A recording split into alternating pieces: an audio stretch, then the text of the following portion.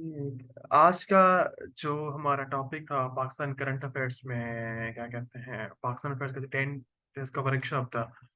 उस पे मेरी मोस्ट इम्पोर्टेंट एरियाज जो पाकिस्तान अफेयर्स के सिलेबस की जो इम्पोर्टेंट एरियाज हैं जो आपको करंट अफेयर्स पाकिस्तान अफेयर्स और ऐसे और पॉलिटिकल साइंस के पेपर 2 में भी काम आएंगे। हमने वो सारे टॉपिक्स कवर करने हैं जो कि आपकी एक्सपर्ट एरियाज हैं। और इन्हीं के इंशाल्लाह हम सेशन में कम्प्लीटली नोट्स वगैरह भी प्रोवाइड करेंगे और बाकी सारी चीज़ें भी, ताकि जब आप ये क्लासेस लेंगे नोट्स वगैरह तो आपको अपने नोट्स बनाने की ज़रूरत नहीं पड़ेगी, सिर्फ आपने इन्हीं को प्रिपेयर करना है।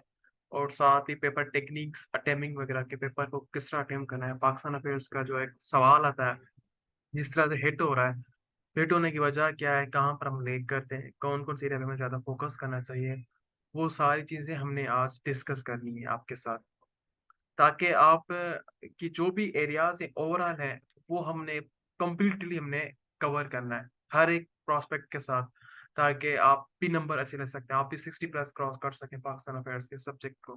क्योंकि पता लास्ट 2-3 ईयर से पाकिस्तान अफेयर्स में नंबर बहुत कम आ रहे हैं।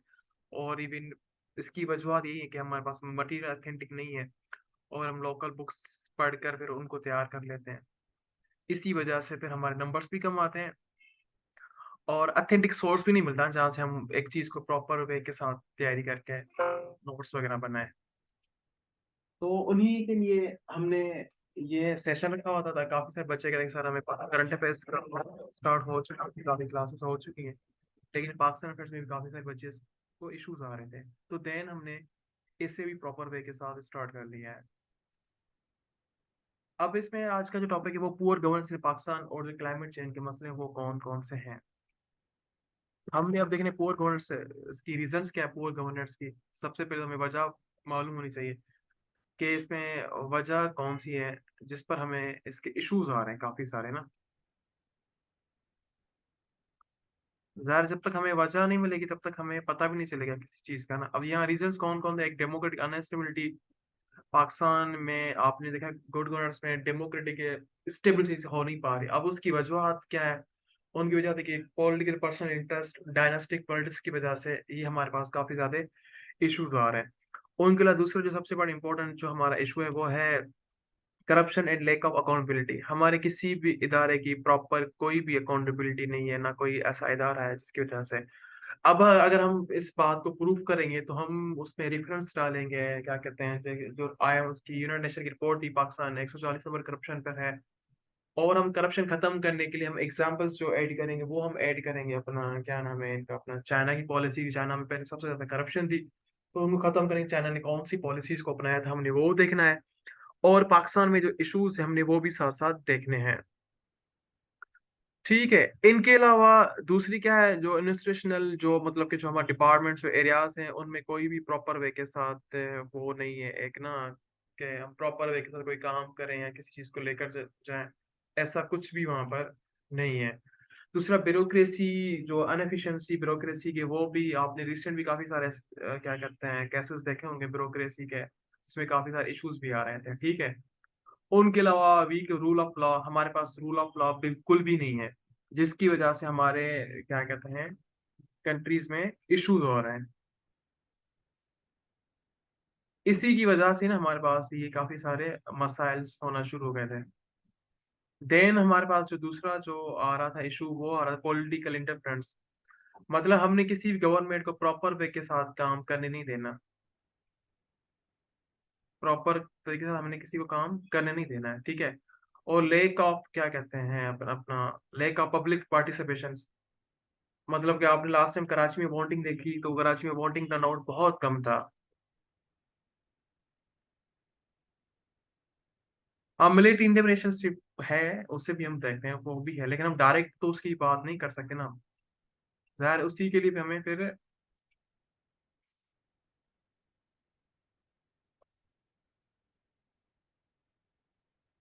एक्स सेकंड्स में से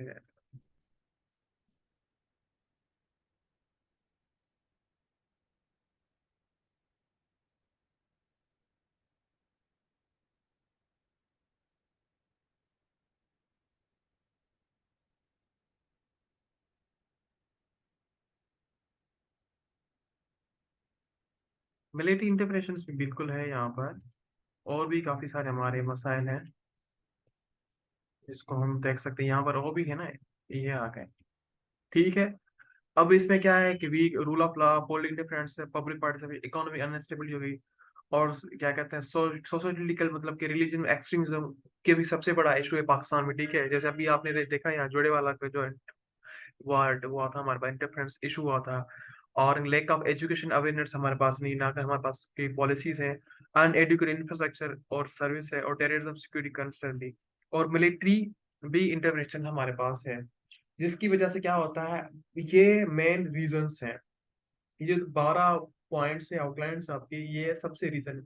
अब ये रीजन से गवर्नेंस का कोई भी आपके पास इशू है, कोई भी टॉपिक आपके पास है, तो आप उनको कहीं भी फिट कर सकते हैं, किसी भी जगह पर उसे आप फिट कर सकते हैं। ये नहीं कि आप सिर्फ आपने एक जगह से यूज करना है, आपने इसे हर जगह भी यूज कर सकते हैं। देन उसके अलावा हम इनकी थोड़ी रिकमेंडेशंस देखते हैं, रिकमेंडेशन की कौन कौन सी हैं।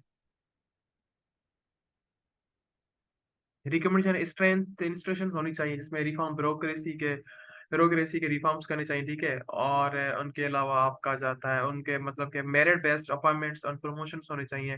रिड्यूस टू रेड टैप, ये भी खत्म होना चाहिए, ताकि तभी जाकर बेहतर हो सकता है। और जो हमारी इंस्टीट्यूशनल कैपेसिटी है, उससे क्या करना है, strength to the capacity of administration से improving their effectiveness, efficiency, delivering public service. अब ना जो हमारे इंस्टीट्यूशनल बने हुए हैं, जाहिर सी बात, हम पब्लिक को सर्वाइवल करने के लिए बनाए हैं ना, यहाँ पर पब्लिक को डील करने के लिए। ये नहीं कि हम सिर्फ अपनी बातों को, अपनी एरियाज को सिर्फ देखते रहें। जरा पब्लिक को, पब्लिक अवेयरनेस लेकर आएगी, पब्लिक के लिए हम काम करेंगे, तो पब्लिक भी पार्टिसिपेट कहीं ना कहीं पर करेगी। अदरवाइज हम पब्लिक को ही डिलीवर नहीं कर पाएंगे एफिशिएंसी, तो नहीं, फिर नहीं होगा ना। तभी से हमने इम्प्रूवमेंट करना है। और उसके अलावा अकाउंटेबिलिटी और ट्रांसपेरेंसी होनी चाहिए, स्ट्रेंथिंग एंटी करप्शन मेजर्स, मतलब जो भी हमारे नैब हो गया, एंटी करप्शन या बाकी जो भी इदारे हैं इंटेलिजेंस के, यहाँ जो अकाउंटेबिलिटी जो करने वाले हैं, उनको इंडिपेंडेंट से रहना चाहिए।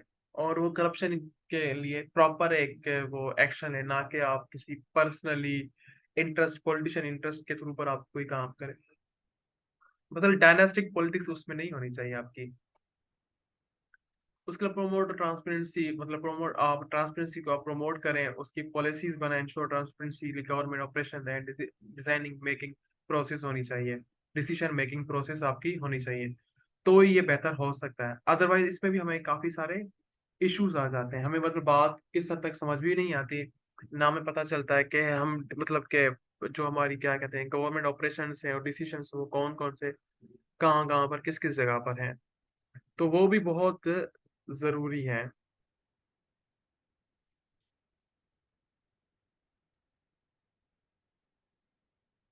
ठीक है।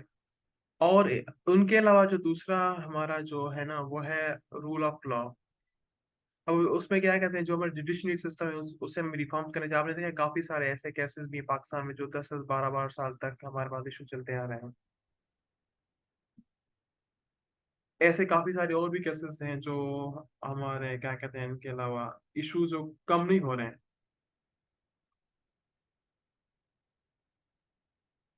देन हम आगे से लेकर आ जाते हैं आपका उनका इन्फॉर्मेट लॉ होना चाहिए। ठीक है, सबके लिए बराबर होना चाहिए। ठीक है, और अनफॉर्मली और फॉर्मली ऑल सिटीजन, सबके लिए एक ही लेवल का होना चाहिए, ये नहीं कि आप अमीर के लिए एक कानून, गरीब के लिए एक कानून, तो ये भी बहुत जरूरी है।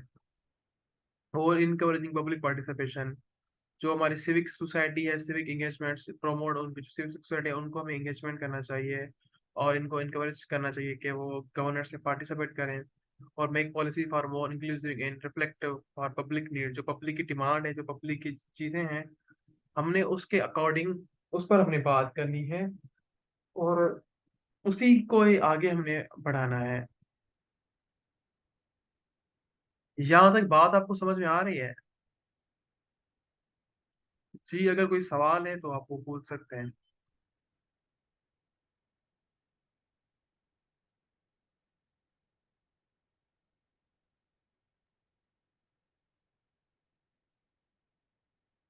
जी बताएं, टॉपिक आपको क्लियर है?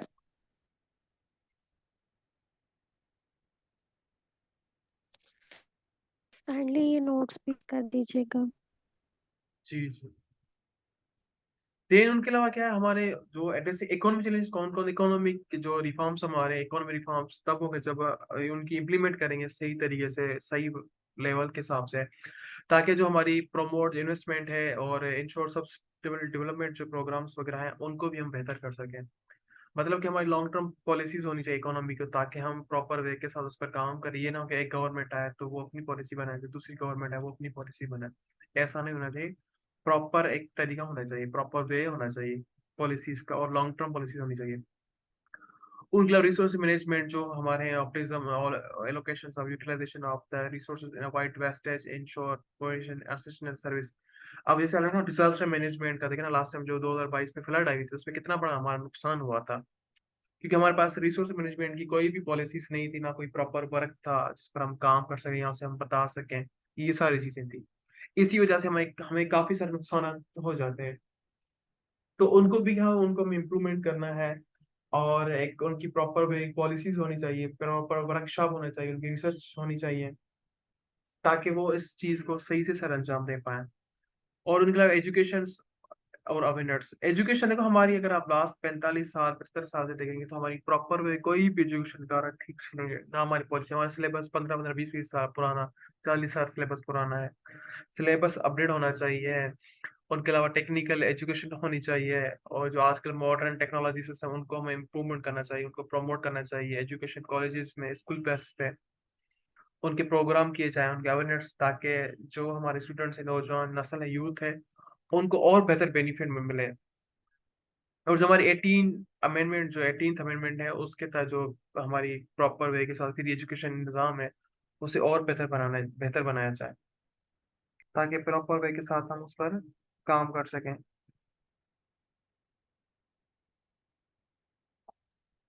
देन उनके अलावा जो हमारा जो सोशल सिस्टम है, अगर सोशल देखें ना, जापान का सबसे ज्यादा पावरफुल सोशल सेक्टर है, जो कि सबसे बड़ी इन्वेस्टमेंट दुनिया में जो है ना सोशल सेक्टर पे है, सोशल इकोनॉमिक पे, वो जापान करता है।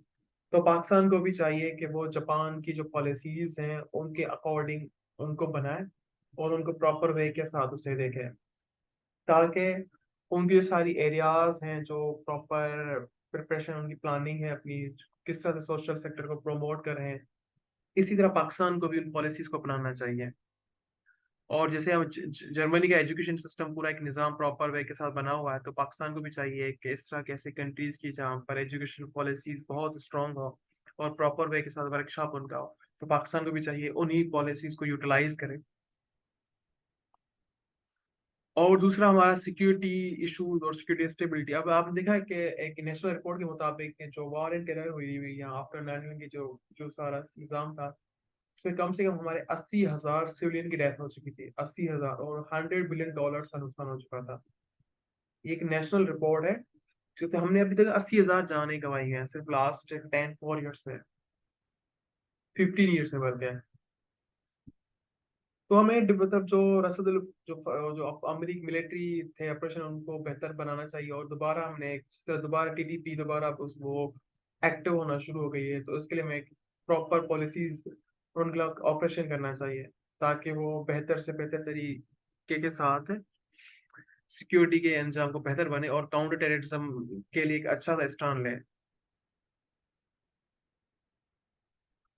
उसके अलावा जो हमारी जो है क्या कहते हैं लेवरेज टेक्नोलॉजी, ई ई गवर्नेंस सिस्टम होना चाहिए हमारे पास, डिजिटल लिटरेसी होना चाहिए, promote digital literacy enable to citizen access to the benefit of e-governance initiatives। अब ई कॉमर्स क्या, ई कॉमर्स भी एक अच्छा बिजनेस है, और ई गवर्नेंस के साथ भी ठीक है। तो इसमें जो इम्प्रूव गवर्नमेंट सर्विस है, एनहेंसिंग ट्रांसपेरेंसी, रिड्यूसिंग करप्शन वगैरह, ये बेहतर हो सकती है टेक्नोलॉजी के थ्रू। और उनके अलावा जो सबसे बड़ी इंपॉर्टेंट बात है वो political stability, political democratic norms होने चाहिए, और हमारे पॉलिटिकल रिफॉर्म्स होने चाहिए।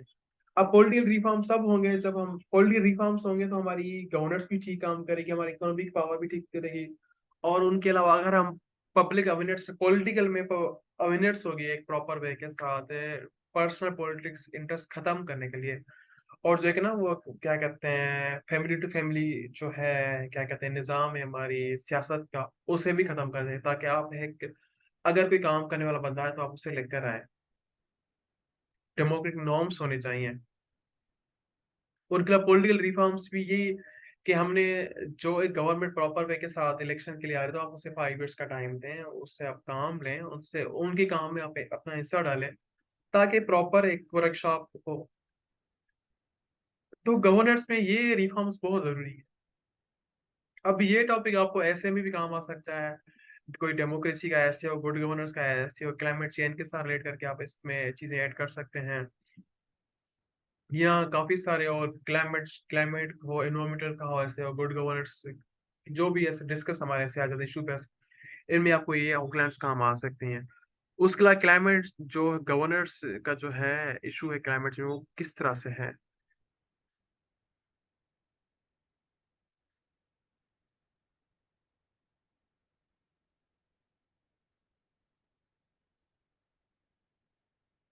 देन दूसरी बात कि पाकिस्तान में फेसिंग क्लाइमेट चेंज जो इम्पैक्ट पड़ा, वो आपने 2022 का आपने खुद देखा हुआ था कि पूरा डिस्टॉर्ट हो गया था फ्लड की वजह से, और the country is one of the most climate variable state. और आपने देखा है कि अकॉर्डिंग टू जो यूनाइटेड नेशन या वर्ल्ड बैंक, IMF के थ्रू पाकिस्तान बहुत हेड लेवल पर है क्लाइमेट चेंज पे। अगर आप रिसेंट की रिपोर्ट्स देखेंगे तो पाकिस्तान ओवरऑल वर्ल्ड लेवल पे 6 पे है, साउथ एशिया में फर्स्ट नंबर पर है क्लाइमेट हिट पे। ड्राई के 2030 तक तो हमारे पास पानी का पीने का पानी भी अवेलेबल नहीं होगा। उसके अलावा पे इम्पेक्ट फ्लड के जस्ट कौन कौन से पड़े थे, ठीक है, उनके 30 मिलियन जो हो डिस्प्लेस हो गए, ठीक है, और तकरीबन 6,16,100 people still living in campus, ठीक है, और ह्यूमन नीड्स की भी जरूरत थी। 6.4 मिलियन पीपल को, मतलब जो जो थे ना, तकरीबन तकरीबन तकरीबन आपके ऑलमोस्ट 6 लाख से लोगों को खाने की जरूरत है, ह्यूमन एड की जरूरत है, वहाँ कुछ नहीं, मेडिकल फैकल्टीज नहीं है, फूड, क्लॉथ, सेफ, शेल्टर, इन सारी चीजों की जरूरत है। ये भी एक नेशनल रिपोर्ट जिसमें मैं आपके साथ डिस्कस कर रहा हूँ ये सारी चीजें। यहाँ पर देखना, अब ये पाकिस्तान में जो रिसेंट आई थी उसमें 30 लाख लोग तो डिसमिस हो गए थे, उनके पास घर तबाह हो गए। अब कुछ लोग रहने की कैंपस में हैं, कुछ लोग वैसे ही बेचारे दर बदर हैं आगे पीछे। तो ये फ्लड की वजह से, अगर हम जो डिजास्टर मैनेजमेंट या क्लाइमेट की पॉलिसी पर हम काम करते हैं, तो शायद ये हमें ये दिन ना देखने पड़ते हैं। इसी की वजह से हमें काफी सारे ये इश्यूज आ रहे थे। देन दूसरी क्या आती है, उनके अलावा ह्यूमन नीड्स, जरूरत है पाकिस्तान को कि 6.6 million peoples need to aid. अभी भी तकरीबन कोई 64 lakhs पीपल, उनको बहुत जरूरत है, अशद जरूरत है वहाँ नीड्स की, ह्यूमन एड नहीं है वहाँ पर, फूड, मेडिकल की। और poverty, period of the poverty, 8 million women suffering in due to the rise of the, क्या कहते हैं, अपना पुअर्टी लेवल पर आ गई है, ठीक है। और international ranking in governance, Pakistan की इंडेक्स अगर देखी जाए तो पाकिस्तान बिल्कुल भी, Pakistan rank low on governance, civil justice, criminal justice में। पाकिस्तान के अगर 2021 की इंडेक्स देखेंगे आप, 23 की इंडेक्स में पाकिस्तान मतलब ना गवर्नेंस में रैंक में अच्छा है, लो लेवल पे रैंक है, जस्टिस सिस्टम हमारा लो लेवल पर है, क्रिमिनल जस्टिस, सिविल जस्टिस बिल्कुल वो लेवल लेवल पर है। तो हमें मतलब ना इन इन वजूहात को देखकर हमने रिफॉर्म्स की जो ऊपर बात की थी ये थी। अब क्लाइमेट का भी यही मसला है, क्लाइमेट पे हम जो पॉलिसीज पर हम काम बिल्कुल नहीं कर रहे, जिसकी वजह से हमें काफी सारे नुकसान हो रहे हैं। करप्शन इंडेक्स देखे पाकिस्तान को 40 नंबर पर, आउट ऑफ 180 कंट्रीज में। अब इसमें क्या कह रहे हैं कि पुअर जो गवर्नेंस सिस्टम। हेलो, आपको बातें समझ में, ये चीजें आ रही, टॉपिक समझ में आ रहा है कि हम इस टॉपिक को किस तरह से अटेम्प्ट कर सकते हैं, अगर कोई सवाल आ सकता है। चीजें क्लियर हैं आपकी? जी जी sir, continue. Okay okay okay. अब इसमें निगलेक्ट चैलेंजेस कौन कौन से, कंजर्वेटिव गवर्नमेंट से neglect serious measures against the climate change, poor revenue system and unregulated constructions have led to massive destruction. अब देखो, हम हमारे पास ना प्रॉपर डैम नहीं है, ठीक है, प्रॉपर मेजर्स नहीं है कि हम क्लाइमेट के अगेंस्ट जा सकें। ना हमारा एग्रीकल्चर सिस्टम अच्छा है, ना रिवर्स का, लेक्स का प्रॉपर कोई वर्कशॉप है नहीं, जिसकी वजह से हमें ये काफी सारे मसले हो जाए। आपने देखा इंडस वाटर, जो इंडस का जो वाटर है वो हमारे पास सेव, जो पानी है वो 100% है, लेकिन जो हमारे पास सेव करने की कैपेसिटी सिर्फ 25% है। बाकी 70% ऑलमोस्ट वाटर हमारा जाया हो जाता है, वेस्ट हो जाता है। और lake of product proactive measures वो भी हमारे पास नहीं है, जिसकी वजह से ये क्या क्या इश्यूज हो रहे हैं। और मिलेटिंग एंड हेल्थ चैलेंजेस, भी बहुत ज्यादा बड़े इशू, ग्लेशियर्स हमारे जो वो पाकिस्तान वो पिघलते जा रहे हैं, दिन में मेल्ट होते जा रहे हैं, जिसकी वजह से क्या होगा, हमारे पास बहुत स्टेडीली फ्लड आ सकती है। मतलब बहुत, अगर देखो अगर ग्लेशियर मतलब पिघलना जल्दी शुरू हो जाएंगे तो ऑटोमेटिकली हमें बहुत सारे नुकसान होंगे। फ्लड बहुत, जैसे ना 2010 की फ्लड आई हुई थी, बहुत खतरनाक थी, कितना नुकसान हुआ था। यहाँ रिसेंटली आपकी फ्लड थी 2022 की, ऊपर आपने खुद देखे फैक्ट फिगर्स कितने थे हमारे, कितने लोग दर पर दर थे, कितने लोग बाहर थे।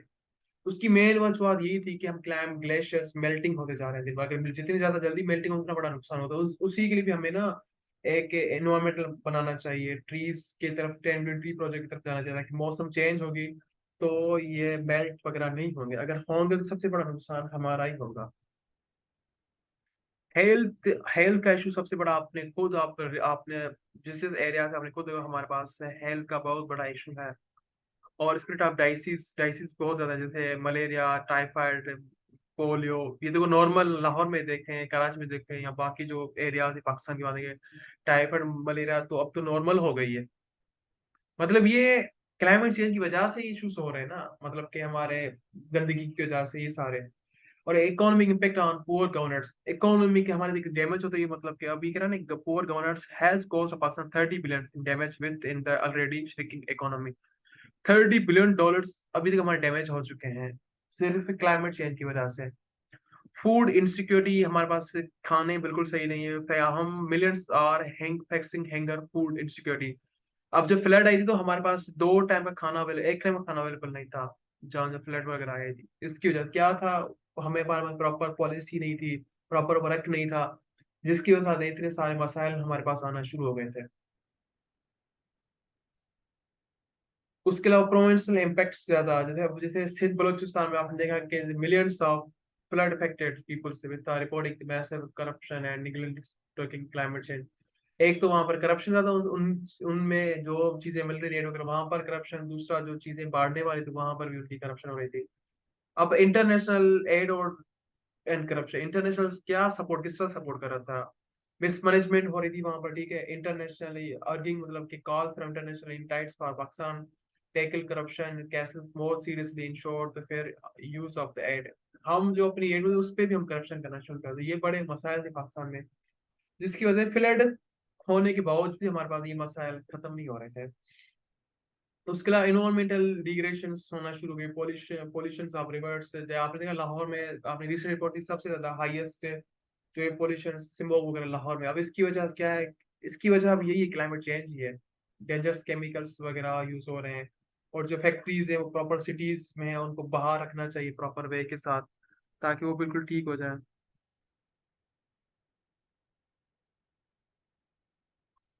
तो ये बहुत बड़े इश्यूज हैं।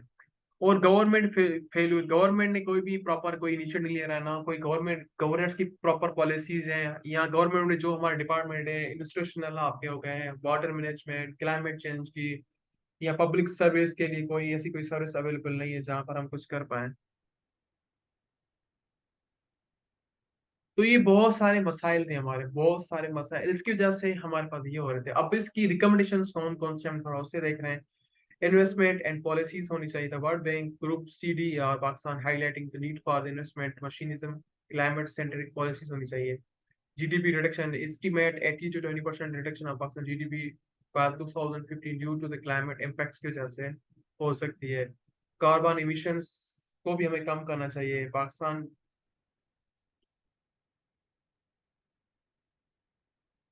जी हाँ बिल्कुल, ये भी रोल है, लेकिन हम पाकिस्तानी बात करें ना, ये तो इंटरनेशनल बात हो गई कार्बन इमिशन की।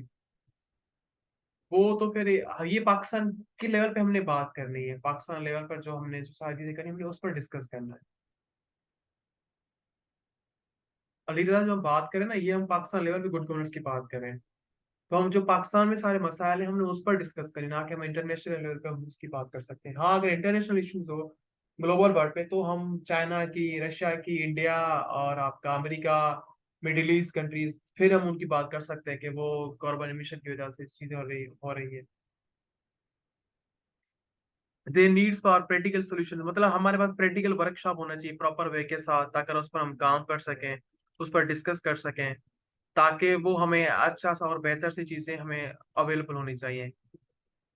देन नीड्स फॉर, ये तो हो गया हमारे कार्बन इमिशंस। पाकिस्तान को कह रहा है Pakistan emits less 1% carbon emission but seriously affected by the climate change.